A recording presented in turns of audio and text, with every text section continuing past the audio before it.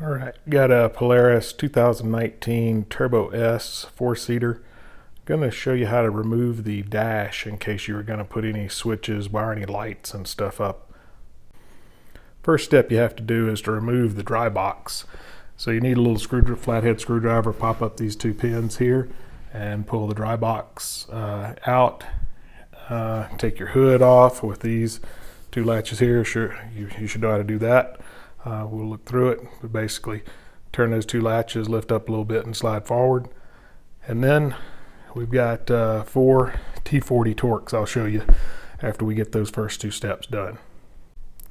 All right, with the hood off and the dry box out of the way, now you've basically got 4 T40 Torx. So you got this one here, the other side you got one here, and then on the corners of your dash externally, right here on each side, you'll see the other two. So you'll need to remove those 4. Again, it's a Torx bit, T40 size Torx.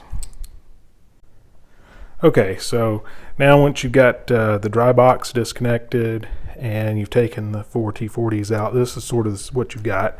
When you took your dry box out of the center on a Turbo S Velocity model, one that doesn't have the ride command, it just has the little dry box. You take these 2 push pins out to take the dry box loose. Then you take the 4 T40 Torx screws out of the dash once you've got the little hood panel removed. Again, those came out of here, the outside corners of your dash on both drivers and passengers sides. Once you have those 4 removed, the rest of this plastic dash panel are held in place based on some plastic kind of push tabs. There's one under here that snaps in kind of to a rubber grommet on the plastic piece below. There's one under here. You've got where the dry box was here, tabs up under this edge. There's a tab under this edge, and then on your actual dash here, under here, right here and right here, there's kind of 2 tabs, and so you'll need to tilt the dash forward a little bit to be able to just kind of slide these back towards the rear of the vehicle, and they'll come loose. It's really pretty simple, and basically with the dry box out, again, you can see how to get to your switches. This part here just kind of pops up. See, I actually popped that one loose. You can see the hole there where it comes out of.